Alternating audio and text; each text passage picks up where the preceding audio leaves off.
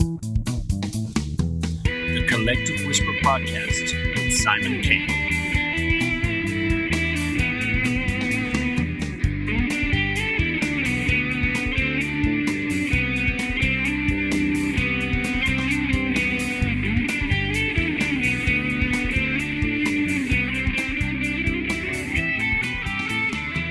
Today, I'd like to welcome Ola Majekodunmi.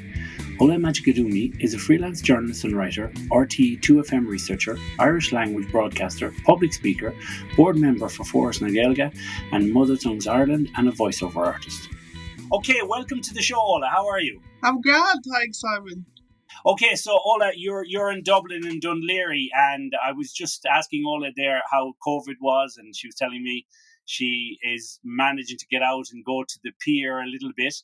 It's good because I'd say in Ireland right now, some people are kind of really sick to the teeth of the whole lockdown. It's 1 year in and it's pretty demanding on people, no? Yeah, definitely. It's just unbelievable that's 1 year. We did not think this a year ago that it'd be going on for 1 year. So it's really taking a toll on people's mental health, to be honest. And we are really all hoping for better days. I don't know how things are in Spain, but here in Ireland, we're meant to open up on the 5th of April. So we're all fingers crossed. The cases are going down. There was no death rates for the last 2 days. So just hoping for the best, really, to be honest. Yeah, I mean, here they've kind of have a different balance now. It's like a balance between the economy and health. And the numbers aren't too bad here. I mean, it's a much bigger country. But I think Ireland has yet to kind of find itself in a place where they can balance the economy and the health, because what's happening, I find a lot in Ireland when I talk to my family and my mother, it seems to be a bit extreme in some cases, with hairdressers getting arrested and this kind of thing. So I think over the next few months, it will, the grip will loosen a little bit. So hopefully people will start having their liberties kind of back again, hopefully. Yeah, that's what we're all hoping for. Because, honestly, I just miss it all so much. I haven't seen my boyfriend since last year, December. And it's just mad. It's just everything's crazy. And, I miss my friend. Is your boyfriend in Ireland or in England, or where is he? No, he's in Ireland. He's in Wicklow. So he's a bit further than the 5K that we're limited to. Wow. And even though it's only he's only in Wicklow, it's still very difficult to see each other. Yeah, no, we can't, because, he's well over 5K, so you can't really be in my bubble, to be honest. Yeah. Wow, that's a shame, but yeah, I know that's hard on people because when people used to say, "Oh, I'm in a long distance relationship," but you don't think Wicklow is a long distance relationship.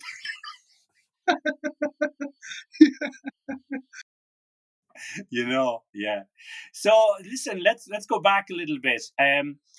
When you look back on your childhood, tell us about your early memories or one of your first memories as a child. What do you remember?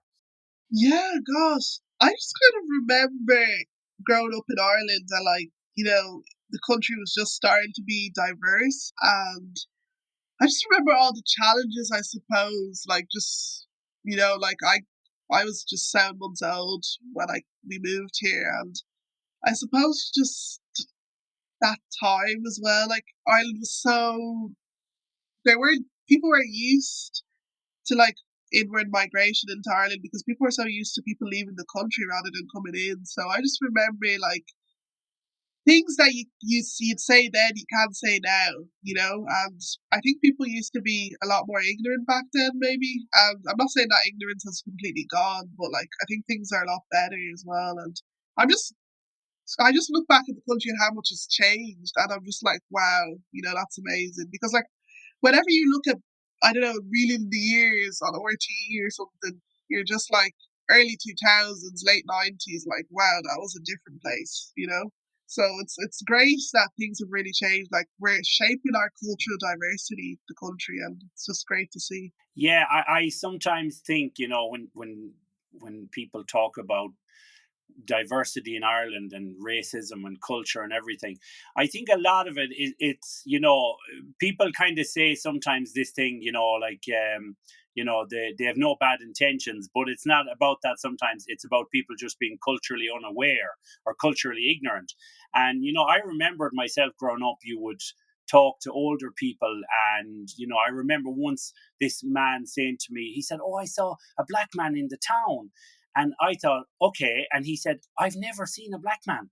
And it was really innocent, because he wasn't saying it in a racist way. He had no hatred, he had no bias towards him, but he was genuinely saying, "I've never seen anybody besides my skin color in my small little town." And that's something Ireland had to wake up to, because for years we had been the mix and the paddies in other countries. And now we had all people from Romania, people from Nigeria, people from Kenya, people from Poland. And so it was something we had to turn around and go, okay, now we have to open the doors. So, I mean, I think now, of course, I'm sure you have felt it and friends of yours have felt it. There is a bias still, but I think it's changing, and for the better, hopefully. Yeah, that's so funny how you say that a man was really surprised seeing a black man. And I just wonder what year it was that people stopped being surprised seeing people of colour around. Like, I just remember seeing a tweet from someone saying, like, back in '95, he was really surprised seeing a black person, and he thought about it for several days, and then he felt racist for feeling that way. And it's just funny for me, like, hearing that and seeing that, because, like, it just seems like funny, and it's mad because you wouldn't think that now, obviously. But I do wonder what year it was that people. I watched your what is Irishness video, and I found it really good. And the thing is, I think it's a lot of people have this misunderstanding that anybody from an ethnic minority or anybody from other countries, it's like, oh, we have to be really careful what we say. And it's like, foreigners and stuff. Like, I mean, even for me in Spain, I'm Irish, and in Spain here, sometimes I do feel prejudiced against. I feel like, because I'm a foreigner, because you get some Spanish nationals here who look at people from other countries like, "Why are you in our country, taking our jobs and this stuff?" And even in where I live, I have some neighbors here, and they don't make us feel welcome.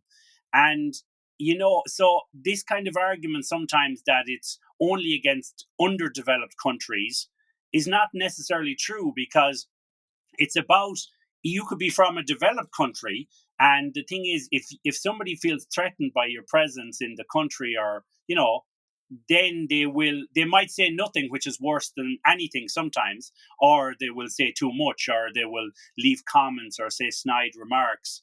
But it's a shame it still happens, but it's something that we have to just get over. And I mean, I think it's great. I look at Ireland now every time I go home, or every time I watch Irish television, and I'm thinking, like, wow, Ireland is really diverse now. Like, if you watch First Dates Ireland, or you watch any Irish TV shows, I'm in Spain 7 or 8 years, and I'm thinking, wow, in those 7 or 8 years, Ireland has come a long way in how it's portraying its culture with diversity, no? Yeah, definitely. I totally agree with that. So, like, what you were saying earlier there about, like, it's not just, maybe people of colour that are discriminated against. That's totally true. Like, I'm totally aware of that. I know that people from Eastern European countries can be the same sometimes. And, it is funny kind of seeing that you were saying that. I mean, it's not funny, but, like, just for me, from my perspective, I think that's mad because, like, you look at Spanish people and Irish people, it's like, you're both, like, the same race, and you're still discrimination against each other. So it just shows, like, Yeah, yeah. the human race. Like, we're just never pleased. We're always gonna have something against each other, really, to be honest. And yeah, like, seeing Ireland and how culturally diverse it is, like, on screen, it's getting better. Like, we still have a long way to go, but it's getting better. Like, because I always say when I was growing up, it was Samantha Mumba and that's it. That was, like, the only black representation, really, to be honest.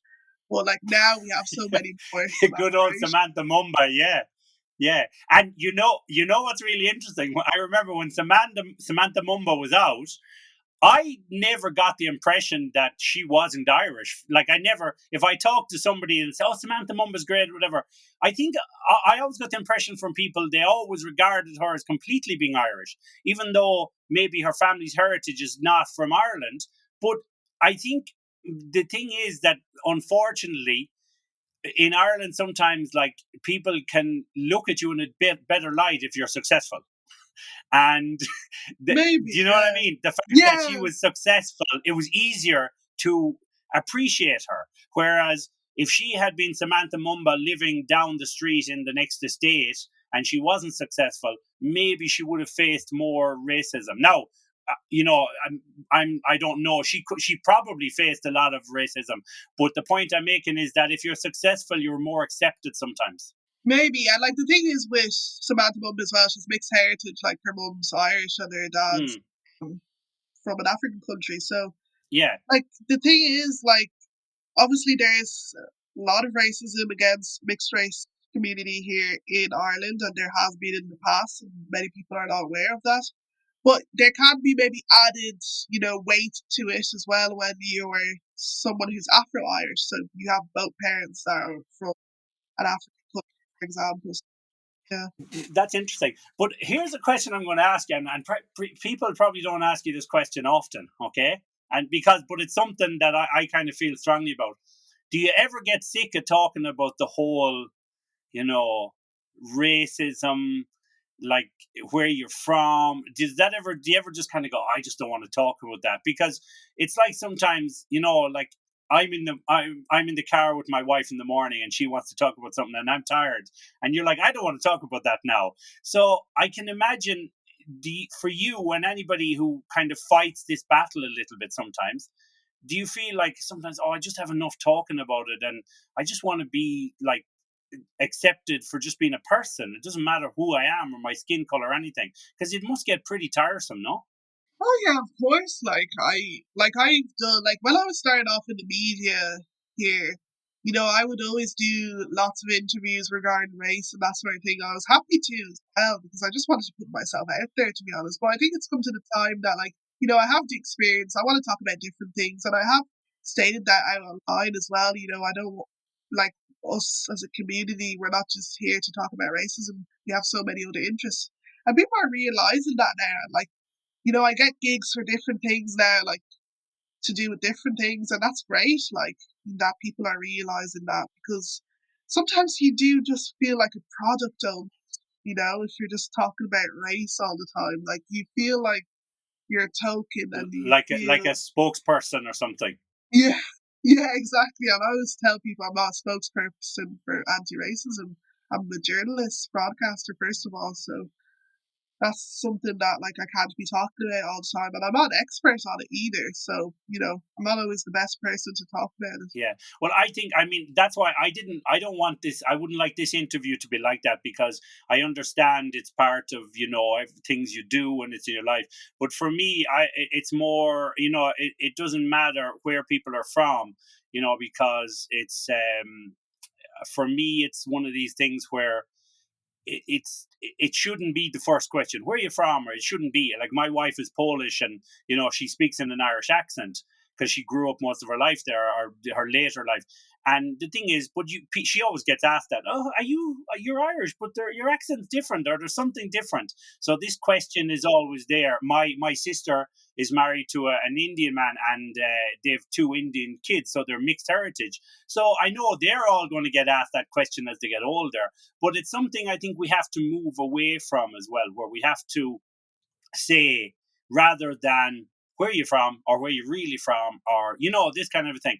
I think the question should be more, oh, your father's from Nigeria, or your mother's from Spain, or whatever, because that's the interesting part, and like that's why I thought, when I want to talk to you today, I thought I don't want it to be about that whole thing. I just want to kind of get, because for me what happened was, I saw your profile on LinkedIn and I thought, this is really interesting. And what was the most interesting thing for me was the fact that you're a great spokesperson for the Irish language.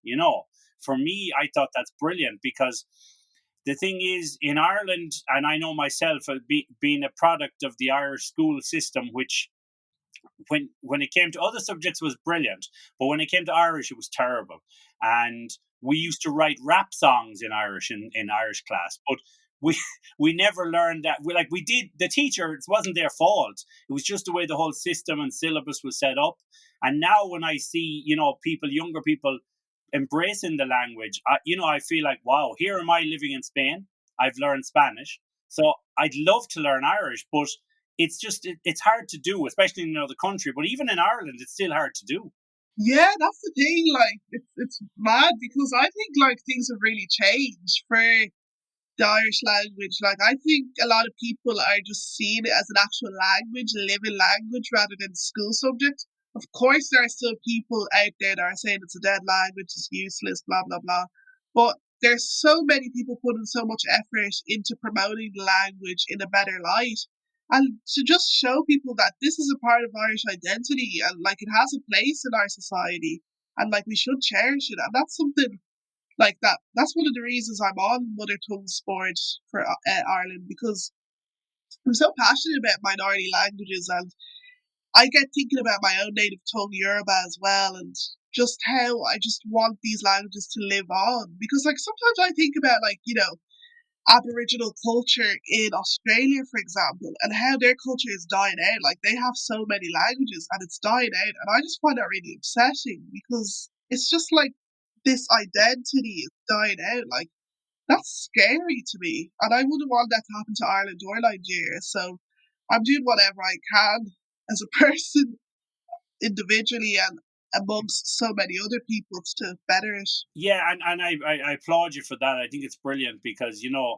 like having looked at Yoruba there, it's really interesting because I mean it has a heritage. I don't want to say it's similar to Ireland, but there's a lot of like song and poetry and sculpture and stuff. So there's some similarities there, isn't there? So like maybe you said you were born here or you came here when you were 7 months old. So later on as you became a teenager, you probably learned it. But for your mom and dad, when they came to Ireland, did they see similarities between the kind of Irish culture of poetry and song and dance and like was there similarities for them from their culture? Yeah, so for me, like I always had a Yoruba in my language. First of all, like I grew up with the language. I never even studied it, but like I always knew what my parents were saying. I understood it. I'm not 100% fluent, but I'm getting better as an adult, I suppose. And yeah, like for my parents, I suppose the thing is they didn't even know that Ireland had their own language, to be honest. So it's actually quite interesting that they put me in the non-Irish school. But yeah, I suppose like there are connections between the two countries anyway, historically, due to the Biafran War in Nigeria. A lot of like, priests from Catholicism came over to help the Igbo people. And yeah, so like, and my dad had like an Irish priest as a teacher, like when he was in primary school, and he remembers him being strict and that sort of thing. So yeah, I mean, they were very familiar, I suppose, in that aspect with Ireland already, to be honest. And like, I suppose the connection between the two countries' cultures as well is that like they're just rich cultures. The languages are rich. I wouldn't say there are any similarities really in terms of the speaking language. I would say that like in Yoruba things can almost sound the same. And sometimes I find that with Irish that like certain things can sound the same sometimes. So it's really about like just I suppose knowing it, yeah. I saw that recently, someone was saying, when someone says "ta," and it has a few different meanings. So I suppose until you learn a language, it can be confusing, can't it? Yeah, definitely. Yeah. That's the thing, like that's definitely one of the challenges, but I think that's a fun thing as well, like a fun element to it, just like figuring it all out. So like I would definitely like recommend to people to take it on like the Irish language, because like you can discover so many new things. Yeah, and Yoruba. I mean, it's a very kind of Yoruba is not just a language though; it's also a religion. It's very spiritual, isn't it? Yeah, so like Yoruba culture has like lots of different traditional religions. Um, so some of them could be like Ifa, for example, and Shango as well. And yeah, like that's the thing about Yoruba culture. It's very rich. It's very diverse as well. And I mean, for the most of Nigerians, I think I suppose in a way the culture is dying out, but I think people still respect it very much. And like traditional religions would be a very small percentage in the country, to be honest. Like most people are more Muslims or Christians, but I think people still really respect the traditional culture. And yeah, I just hope people carry on with the language as well, because like my older siblings live in Nigeria. Like I know with my sister, with her like eldest child, she didn't learn Yoruba at the beginning. Like they felt like it's cooler to speak English. So that kind of attitude can be there as well. Like, oh, it's cooler to speak English. It's more useful, that kind of thing. So people are starting to think like that. But, hopefully that doesn't wear out. Like, hopefully that doesn't continue. Yeah. And when your parents came to Ireland, they were fluent in English because, as you said, they had an Irish teacher, and they probably had spoken the language a lot before they came. No. Yeah, so that's the thing that people don't actually realise. Nigeria was colonised by the British just like Ireland. And it's funny because people can often ask, like, just any black person that question sometimes, oh, do you speak English? Like, I remember sitting in Trinity College ages ago, and two American women came up to me, right? And they asked me, do you speak English? And I just thought, sorry, like, what? Like, first of all, I actually wanted to ask them, is that what you ask, like, African American people in your country? Because Yeah, that's yeah, not just yeah, working right now. Like, I was so angry. yeah. Oh, but yeah, like, I just remember being Yes, kind of you were like, cheeky yes, I anyway. fucking do. Exactly. It's nuts to me. Like, how can you associate someone's language with their race? Like literally, nearly almost the whole world speaks English, And I think people kind of they kind of connect English to intelligence. I don't know if you noticed that, but like, I just think Yes. that's really wrong. Like, because it's just a language at the end of the day. Like, If you're in France or anywhere, and you are in Spain or whatever, if you're in France and you meet a person on the street, even if you have very limited French, you say parlez-vous français, and you're asking them, do they speak French or parlez-vous anglais? So you don't assume that they don't. You assume they speak French, but you don't assume that they mightn't speak it, because you're thinking, they could be a tourist or they could be living there, but those women were kind of assuming you didn't speak English. yeah, they were. They definitely were, and it's odd to me because just because you see I'm black that you think I don't speak English. And I don't know if people realize, but a lot of African countries have English as their official language. Like, Jesus. It's just ignorance in that sense, because people don't realize, how far the English language has spread. I mean, there are a lot of countries that, I see Spain here, for example. People love learning English and they want to speak English all the time, but yet they really speak in their own mother tongue a lot, with Spanish.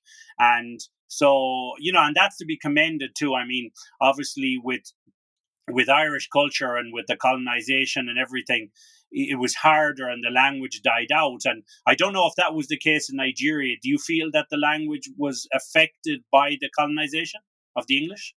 Not as much as like Irish language here. So like still a lot of people would speak the three main indigenous languages anyway, like Yoruba, Igbo, and Hausa. So it's not as much as with the Irish language. I suppose there's so many languages in Nigeria that they can't all die out. Like there's over like 600 or so. So it'd be harder to like kill all those languages. But Did you like, for you learning Irish in school, was it just a natural thing, or did you have to work harder to learn Irish? Did you go like to the Gaeltachta, and like, how did you get into Irish so easily? yeah, so the thing is, I went to all Irish schools, and basically how it happened, I always tell the story that my parents, well, my dad saw the leaflet for the school in at the post. We were just living down the road from the school at the time, and he just thought, sure, why not? Like, it could be like an opportunity for it. Because the thing is, like, I'm the youngest in the family, and I came here 7 months old, so it's so much easier for me to get into the system and to learn the language, really, because they do say that you learn the language easier as a child. So yeah, like my mum always tells me that like I started off in the school and I was pleasant on my first day and I seemed grand. Like that's just how it started, really. And then after that, went to an all Irish secondary school, and after secondary school, I actually went into English. So I studied English media and culture studies. I suppose, I don't know, I suppose I just wanted to take, not a break from Irish, but like, I suppose I just want to immerse myself in something different. So I did that, but I always maintained like the Irish language with me. So I've been like broadcasting with Raj and Lif, and that's really helped me keep the language. Because I don't know if a lot of people realise, but even when you do go to Gael school, if you don't continue with the language after school, you will lose it. So I've just been really lucky, I suppose, to have Raj and Lifa helping keep the language within me, and also being a part of Irish language life as well. Yeah, the I have two nephews, and they went to all Irish schools in Galway, and I don't know actually, I don't see one of my nephews that often, because one of them is in England and the other is in Ireland.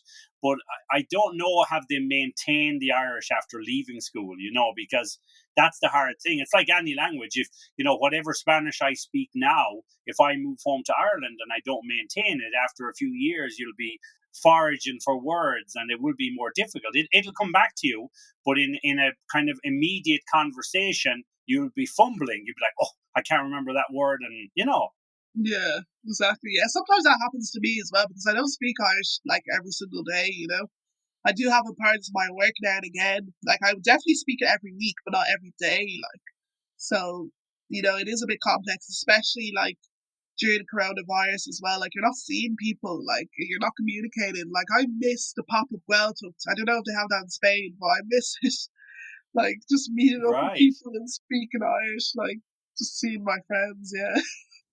And tell me, like, so when your mom and dad came here, like, you were 7 months old, right? And so how many, like, you said you have siblings in Nigeria still, but when your parents arrived here, how many people came? Had you a few brothers and sisters coming with you?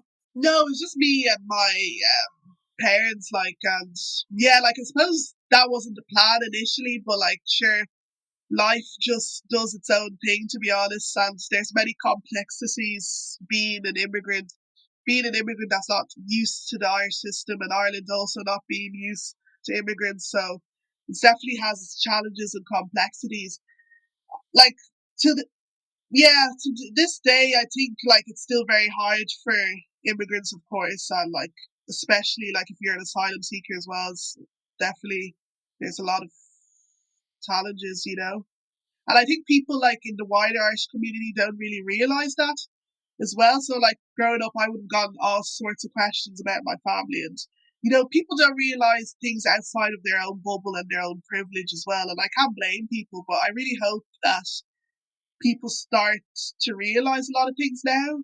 And I think, especially after Black Lives Matter as well, people are actually like looking outside of their own space and just trying to put themselves in other people's shoes as well, and just realizing, okay, this person goes through that, I don't go through that. So what can I do to help, or how can I understand their story, that sort of thing. And so many people have reached out to me as well, like since then, like since Black Lives Matter. So that's just been great. I really hope that continues. That Well, do you think in Ireland the Black Lives Matter movement is very strong, or it's only growing? I mean, it only started really like, well, here the thing is, people don't realize as much that Black Lives Matter started in 2016, and there was actually a march here in Ireland for that back then, but it wasn't as big. But then the one last summer was really big, and that reached the wider community, and people are actually thinking about it a lot more. And there's so many events as well to do with like race and trying to study your unconscious bias and all that sort of thing. So people are a lot more open to it. And, all these companies as well say, we want to be diverse and inclusive. And I just hope people actually mean their words, Yeah. But here's the thing, right? That because diversity obviously is embraced in all types of societies, but then it's a very hard thing sometimes. It's kind of like, obviously with feminism, and there's all different terms now: womenism, feminism, and equality. And so here's a really interesting thing I find is that, like, someone said to me one day, oh, well, feminism and equality are the same. And I said, I don't really think so. I don't agree they are, because for me, feminism is, where you're looking on behalf of women, you're trying to support women's rights, you're doing all this. Whereas equality, you're trying to make the rights equal amongst everybody. So they are different, because it's kind of like, two football teams, and the ref in the middle is the equality, and each side is, men's rights, women's rights, and the ref is trying to say, well, let's all have them the same. So my question, I suppose, is when it comes to equality among races, whether it be Asian or Caucasian or black or whatever, do you think that it will be very hard to get a balance where one doesn't exceed the other? Because now, obviously, with the Black Lives Matter movement, and especially with media outlets, which can be quite fake, sometimes they don't say anything because they don't want to offend, whereas in essence, we should have a very open conversation about the pros and cons of each thing. Do you know what I mean? Yeah, no, I totally get what you mean, like having that open conversation. And that's the thing as well, like ever since Black Lives Matter as well, like the Asian community has been coming out, I think particularly in America, saying, like, let's look at Asian lives as well, and the racism Asian communities again. And that's the thing, I think as well with Black Lives Matter, I think it actually represents anything that's not white, essentially, to be honest. But I think yeah we do need to divide the different struggles, because we need to recognize like the Asian struggle as well, and what they go through as a community. I think sometimes they are quite overlooked in the wider society, to be honest. And looking at Latino struggle as well, now maybe more in the American context and that sort of thing. So we can't just collectively say, we want equality. What type of equality do we want? With feminism as well, we can't just say, we're all the same. All women are the same. We're not. We have different struggles, different level of struggles, and that's where intersectionalism comes in as well. So it's a complicated discussion sometimes, to be honest, but I think at the end of the day, it's all just recognizing the different struggles, to be honest. That would be what it is for me. Like. Well, and it's kind of a bit like in schools where one time everybody was just thrown into the one classroom and everybody had to learn. But then as we evolved through the education system, people realized that some people had deficiencies in reading or writing, or, there were autistic children, there were all kinds of different problems. So now you have, learning assistants and, people helping in different areas. And we actually, even though we're all trying to be the same, we have to recognize that there are parts of society that need more help than others, or need more funding, or need more awareness than others. And I think that's something we can't get away from. And that's where the diversity has to come in, because, for example, like you said, the Asian culture living in Dublin or in Ireland could say, well, these are the problems we face, which are very different to, let's say, the black culture in Ireland. So we need those problems addressed. But it's about who has the louder voice at that moment, isn't it? Yeah, that's the thing. Like, I noticed actually during Black Lives Matter that, like, I think sometimes Irish media kind of lumps us all together, so all people of colour all together. And, that term, people of colour, is a bit problematic anyway, to be honest. But I do think Irish society just kind of sees anyone that's non-white as, just foreign or person of colour or whatever, like, to be honest. So that's another thing itself of realising and, like, kind of assessing as well. And yeah, that's the thing. We just can't be all lumped together. And I think we're realising that. You see, in England, if you notice, there's BBC Asian Network, there's BBC Africa, and all sorts of things. Because they have really grown as a multicultural society. Maybe one day we'll have that here in Ireland too, once we've got to that, that time. But we're still trying to find our feet, I think, as a nation, that's growing multiculturally. So, it's a process, and I understand it can't be rushed. And I know it's frustrating for my generation, because we're the generation that's really speaking out. Our parents were scared maybe to speak out because, it was all new to them. But now, it's up to us really to lay that down for the next generation. And, racism for me is never going to end, but it's at least we can educate people and lessen it as well. Yeah, and the thing I think is that Ireland has two sides to it. It's very, very welcoming country, but then we have prejudices under the surface, and biases as well. So what happens is sometimes it's like the older generation would say, oh, well, we don't want to split up the cultures. We want everyone to all be one big happy family. But, like in every family, your parents say, okay, now you have a little less rights than the parents because we're older and we deserve these rights and you will get them in time. So the culture in a small island or a small country can be a bit like that. It goes unsaid, but you'll find some societies or some cultures will have less rights.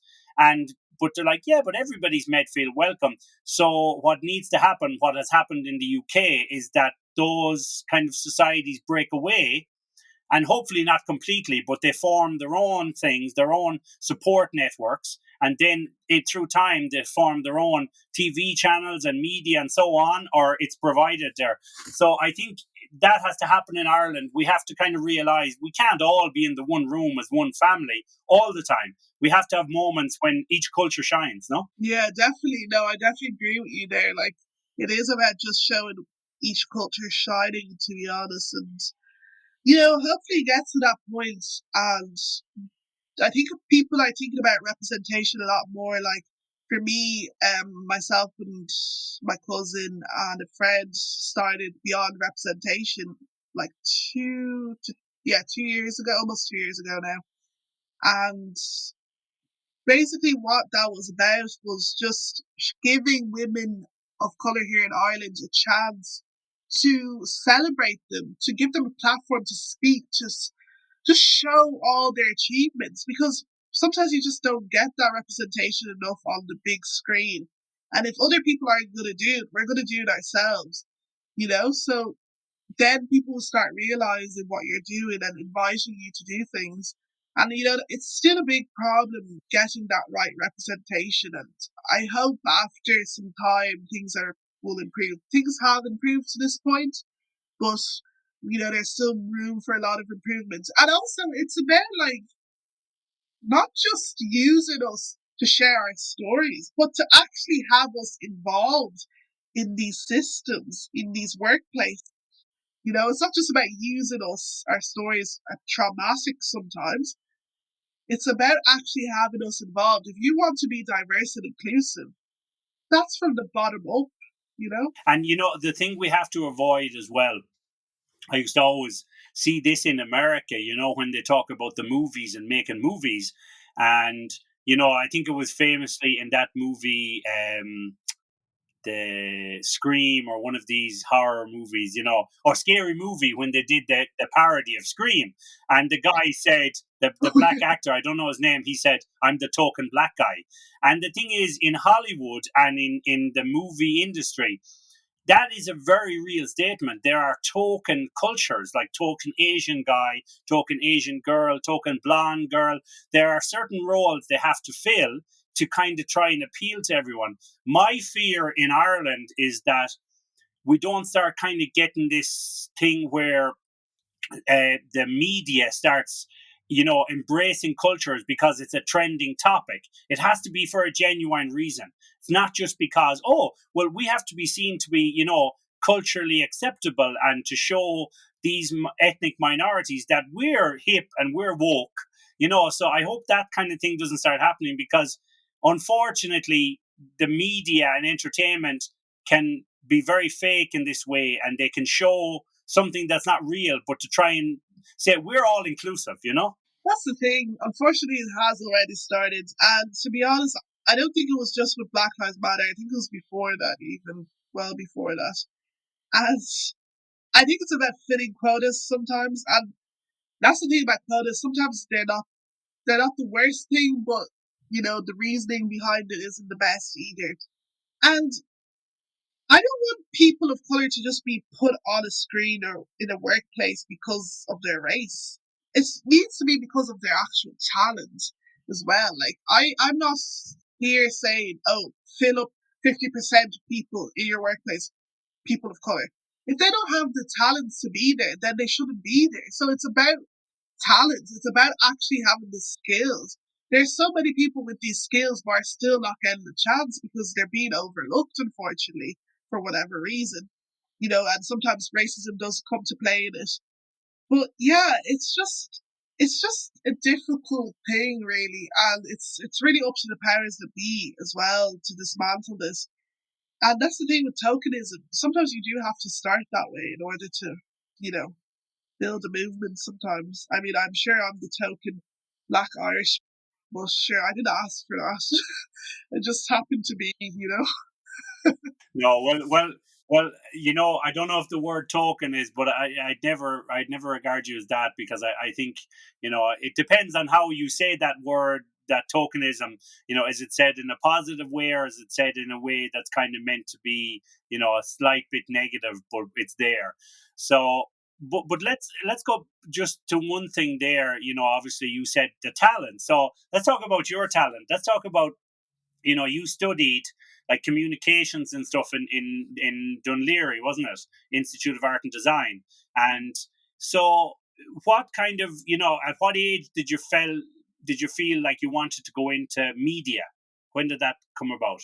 It's funny because I think from a young age, I've always wanted to be entertaining, whether that be singing, media, or acting, to be honest. And my mum always tells me about the story of how we were I don't know what hotel it was, but we were in a hotel and there's two American ladies beside us, and I was pretending to like interview, I think, my mum and dad, and they were like, "Oh, do you know what she's doing there? She's pretending to be a presenter and stuff." So it's all, I think from a young age, I just always want to do something a bit out of the box, not something like that's seen as normal or whatever.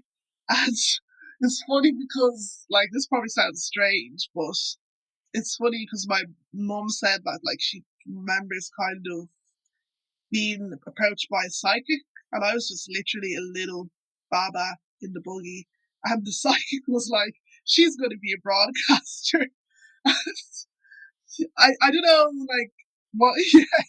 I don't know, like, if that played a part or that my mum lived up to that or whatever it was. But, like, for me, just myself, I just had always had interest in that sort of area.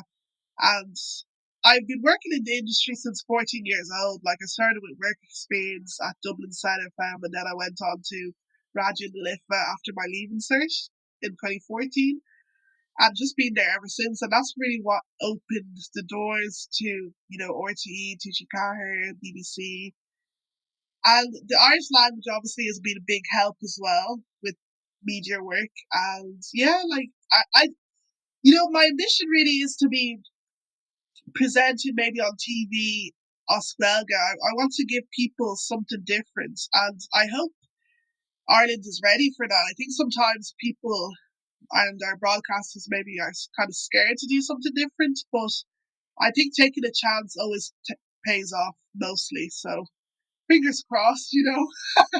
But yeah, like, I've always been interested in like acting and that sort of. Dreams are important, and I mean, and you have to be ambitious, and I think it's great. Like, I see there you started kind of doing journalism and writing stuff in 2015 and everything. So I mean, from an early age, you were kind of thinking, okay, I want to do all of these. I want to dip my toe in all of the pools and see which one I like more, and being able to combine them all together. Because that's the thing, I think, through society, sometimes they say, okay, pick one job and be good at it, and don't stray into other territories. But now with entertainment, you can do everything. I mean, I was a musician and a guitar teacher and English teacher and all. And, I never really kind of thought I'd get into podcasting, but someone said, no, you should do it. And then eventually I thought, okay, I'm going to try it. And you just don't know where you can fall into. Like, you could say, I'm going to be a radio presenter. And then in 6 months later, you could be on the TV. Yeah, yeah, exactly. Like, it's just different things. Like you were saying, dipping my toe and everything. And also as a freelancer as well, you get to do that a lot. Like, that's one of the joys of freelance, and definitely like just being able to do all sorts of stuff. Like, even the voiceover artist skill, like, that's something I only started like last year because I was invited to like do some voiceover with Go. And that was great. Like, I really enjoyed that. And that was on Gaeilge as well. So yeah, like, I think just once you put your name out there and stuff, like your profile, like, people just start to ask you to do different things and that kind of thing. Like, you'll always remain having your core passion, but like, it's nice to be able to dip your toe into different things. Like I always wanted to be an actor actually when I was a teenager, and I used to go to all the big acting schools in Ireland and train there and things, and it's still something that I'd be interested in getting into. I think at one stage I just got really self-conscious over my body and stuff, and I just kind of stopped. But like as an adult now, I'm realizing that I should let those things affect me. So yeah, definitely, I'd love to get back into it. Is there, like with all the things you do, like, presenting and directing and everything, is there one thing that's kind of your favorite? And if you, not that you ever have to choose, but if you had to do one thing, which would it be? What do you love doing the most? Oh, that's a hard one. To be honest, when you asked that question, my mind went straight to like documentary making, because like even doing that video, what is Irish like, and just putting out a message there to challenge people's perceptions, like that's something that I'm really passionate about, and I'm currently like in the works of doing something similar. And yeah, that's just something I love doing, like just challenging people's perceptions in whatever way, and through the art of film, like that can be really powerful. Going on to that, like, what does Irishness look like? I mean, you've won some awards with it and everything. Was it very hard to get it shown in these film festivals? I mean, because I know you had it in the Belfast Film Festival and stuff, but is it hard to get it shown on TV as well? That's the thing. People actually approach me to show it, at festivals and on TV. I think I remember doing an interview with the Den TV3. So I went on a Lane show and they showed like a clip of it on TV. And I just remember thinking, wow, like this is exactly what I wanted. And it happened. I wanted to get it on TV. So that was great. Like the attention it got and just challenging people's ideas and that sort of thing. Like people actually said after it, I'm not going to ask people where they're from anymore. But it's not necessarily about people not asking where are you from, but just knowing the intention behind it and just questioning themselves before they ask it. Why am I asking this? I should assess the person maybe first before I ask the question, that sort of thing. Just being maybe a little careful. Yeah. Nowadays, obviously, because the world is so much more politically correct, and even when it comes to like sexuality and teaching children how to be to be tolerant of other sexualities and races and everything. But when we look at it now in society, what's sometimes lacking is that people say you can't say this, but maybe we should have more education about what you should say. That's an interesting take. That's a good take. I don't think we talk enough about that. Yeah, that's very interesting. And about the thing you were saying, what you should say. So I wrote an article recently for the Irish Times about names and pronunciation, getting the pronunciation right and why it's important. And I mentioned in the article, I think most of us that don't have, the regular English name would just prefer if people actually ask how do you pronounce that. And I think a lot of people thought, wow, okay, actually that would be just much better. I think some people feel a bit embarrassed maybe asking that question, but there's nothing to be embarrassed about, because really that would mean so much to people like myself with different names for you to actually take the care and ask. Can I tell you a secret? The other night I was there and I was thinking I was going to ask you how to pronounce your name because I didn't want to pronounce it incorrectly. And I was just about to type it and I looked up at your name and I saw the audio symbol. And I was like, no way. I thought I'd never seen that on LinkedIn before because I was talking to you on LinkedIn. And I thought, that's clever. Yeah. And then it got my mind thinking. And I was thinking, well, maybe some people have a problem pronouncing Ola's name. Yeah. So that's a clever move by you to say, well, okay, I'm going to help you a little bit so you don't make that mistake. And it helped me because it was clearer then when I said, okay, now I know how to pronounce it. So maybe that's what we need to embrace more, is to show like we're well able to educate kids in what not to say, but maybe we should sometimes look and say, well, this is what you do say. So for example, just going back to that thing, what do you think, if you were to say to, let's say, Irish teenagers or Irish parents or whatever, instead of saying where you from or where you really from, is there a correct way to ask that question? That's a hard one. I mean, you could say where your parents from, you could say where you're living, you know, where is home to you, you know. Yeah, it's a tough Yeah, one no, it's though. a tough one, of course, and I totally understand this, you know. I'm not trying to give people a hard time, and even with the name pronunciation thing as well, you know, there's definitely some trolls on Facebook saying all sorts of things. But like, it's funny to be honest, free entertainment. But like, the thing is, like, yeah, it's just about getting people to think. Like, I'm not trying to force anyone to do anything. It's just trying to give people an alternative. Yeah, but I mean, I think it's nice and it's respectful when people, even my name Simon. I mean, in Spain, some people say to you, "Is it Simon or Simon?" And I'm like, "Whatever you like, whatever you like." And sometimes, for example, if I was teaching someone English and they say, for example, my name is Jorge, and I would say, but they would say, "My name is George," and I'd say, "But is it really?" And they would be like, "What do you mean?" And I'd say, "But do you call yourself George in Spanish?" And they were like, "No." And I said, "Well, then don't change your name. You don't have to. I mean, if you want to, it's fine, but you don't have to change your name into another language to suit other people because you should have the name you want. So if your name is Pepe, call yourself Pepe. If your name is Simon, call yourself whatever you like. But the thing is, you don't have to change it just to suit other people. Um, but if someone has a problem pronouncing your name, like my wife is Polish and her name is Ryskowska, and it's a difficult name for people to pronounce when they read it. They look and they're like, "Oh my God, all the vowels are mixed up and everything. It looks really difficult." But you just have to take the time. And if you're not sure, ask them.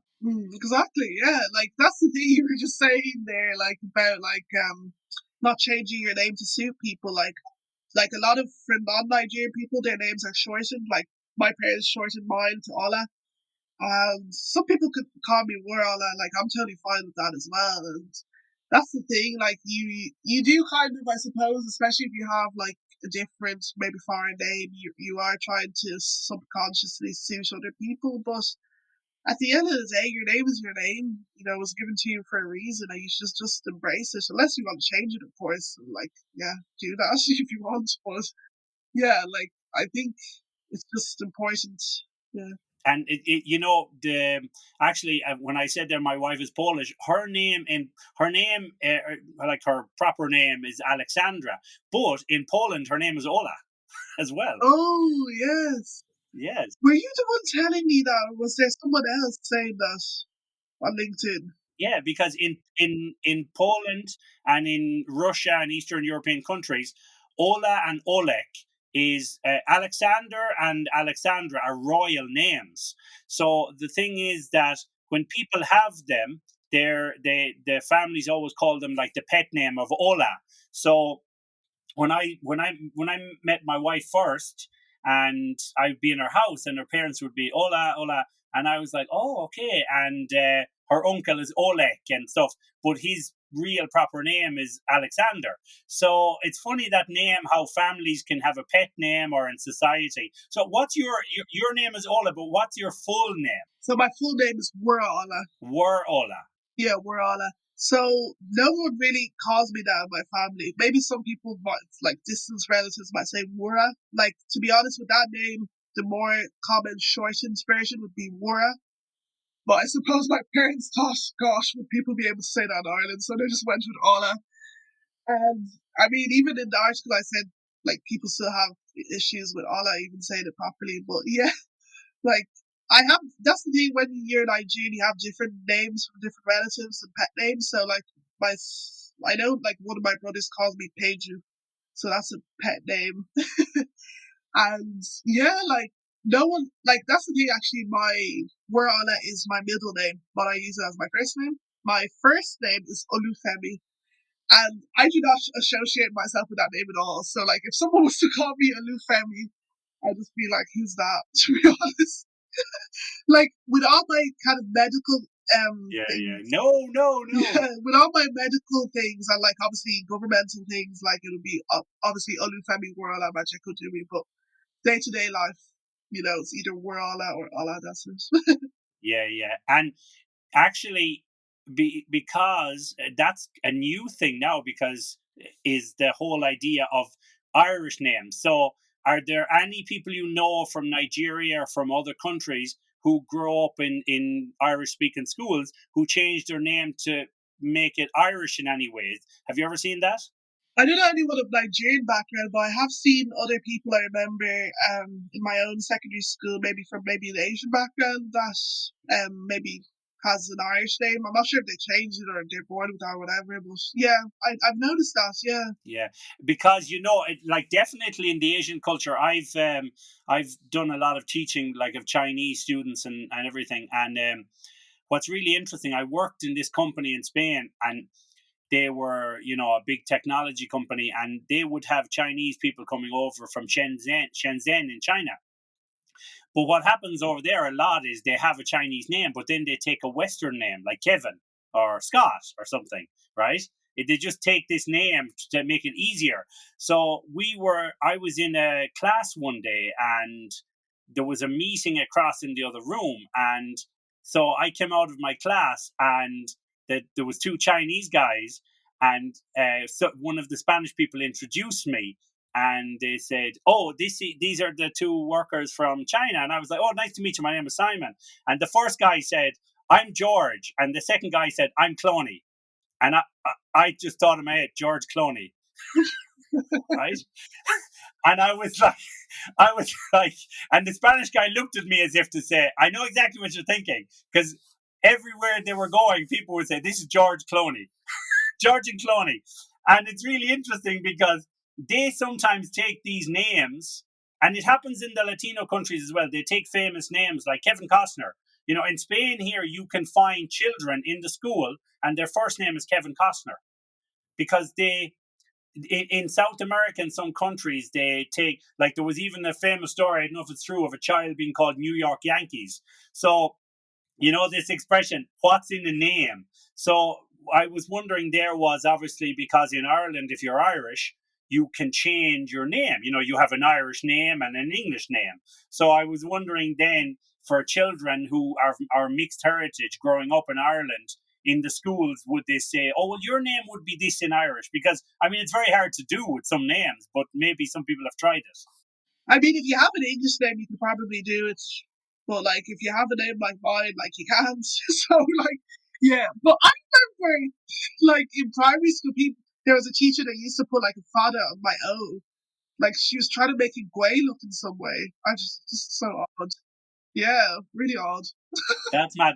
Let's talk about Mother's Tongue Ireland. So I was looking on the website, and so it's quite interesting because it's focusing on bilingualism and languages amongst children in Ireland. Like, so what's really interesting for me is that it's like it's a great idea, because it's kind of, especially now, in the past we wouldn't have had bilingual children, but I know even now with my own kids, they speak Spanish and English. And when they go back to Ireland, if we go back in the next few years and they have to go into a school and learn Irish or whatever, then they're going to have three languages and stuff. So I mean, it's a tough thing for some families with languages, no, in Ireland. Yeah, like that's the thing. There's so much language diversity in Ireland right now, and particularly certain areas as well. And I suppose the thing with Mother Tongue Ireland, they're trying to like show that, it doesn't need to be a difficult thing raising your children bilingually or multilingually. Like this can be a beautiful process. Because I think a lot of people think, oh, children, having so many languages is going to be complicated, but it doesn't need to be complicated. And that's the thing that would have been said to me as well growing up. So yeah, the aim with Mother Tongue Ireland really is to just showcase that, Ireland has become culturally diverse language nation, and we should embrace that, and we should, help parents as well. So there's a lot of courses online with Mother Tongues Ireland. There's a lot of events. We have the festival, Mother Tongues Ireland Festival. That would have been in February, but with coronavirus, it's going to actually happen in May. So yeah, I'm on the board for that, and we're always trying to look for new initiatives and ways, basically, to push out our agenda. Wow, that's really good. I think it's a great idea. And I think, yeah, more and more as we get more immigrants into Ireland from other nations and everything, you're going to have lots of different languages. And obviously, as you said, there can be kids and they're at home and they're speaking Nigerian, and then they run out to their friends and they're speaking Irish, and then they might go to another friends and they're speaking Gaelic. So I mean, it's great, but it can have its challenges. No, for sure. Yeah, definitely it has its challenges sometimes. Like sometimes you mix up the languages in your head. Like I could be speaking Yoruba with my mum and Irish comes into my head. But yeah, it's funny. Like When you speak with your mum, like even after all these years, when you go to your house, do you speak in Nigerian, Yoruba, or the English, or what's your kind of language that you always speak together? yeah, so I live at home with my parents, and like the languages we would speak is like English, Yoruba. Like mostly like my mum would be speaking Yoruba to me mostly, and my dad does too. But I think my mum maybe pushes it a bit more. And yeah, just from a young age, I've just always been able to like make a connection with the language. Like it was important for them I'd have the language in my life, that I'd still have a connection. So yeah, I'm really glad for that, to be honest, because I think a lot of people kind of think like, oh, we don't want to make our children too different to the rest of the Irish children. We won't bother. But like, I think that's you're missing out if you have that maybe mindset. To be honest. Yeah, you have to have, your own heritage as well and your family's heritage. I mean, that's a great thing. But yeah, of course, it's really difficult. In your house, then, or well, not necessarily in your house, but when you mix all those languages together in your house, I mean, like with English and Spanish, we say Spanglish. So, is there a kind of a pidgin language then that you speak sometimes? Yeah, no, there is pidgin English. I wouldn't really speak that as much. Like, and to be honest, we wouldn't really speak that at home. I think it would be more if like my parents were talking to other people. Really, yeah. Like, girl, I'm aware of it. Like, I wouldn't be fluent in it now, but I'm aware of it. Because I mean that happens because, like you said, you could be speaking English to your dad, and then your mom is speaking Yoruba to you, and then in the middle of all the conversation, this kind of strange, weird language gets mixed up where you're speaking in two tongues, and you're like, "What is this language?" Yeah, I think actually when people speak Yoruba, they mix a bit of English with it a lot of time. To be honest, like I've noticed that, so it's not that strange. Like The coverall Ola, the this thing you do, it's kind of like a podcast in Irish, isn't it? A little bit. It's yeah, so it's a web series at Ola and it's for Love Larry Ghaeilge, and basically I interview lots of a few different people that have interest in Irish language literature or who are authors or writers. So far I've been speaking with Owen Peter Mercu, Clearly A, and Rel Tommy Lannon, who are all writers and authors as well. And yeah, like it's just been a really great series as well, and also talking to people about something different, just having a genuine conversation like about the great things about Irish literature and what we want to see for the future in Irish literature as well. And yeah, people have been enjoying it, and it's just great.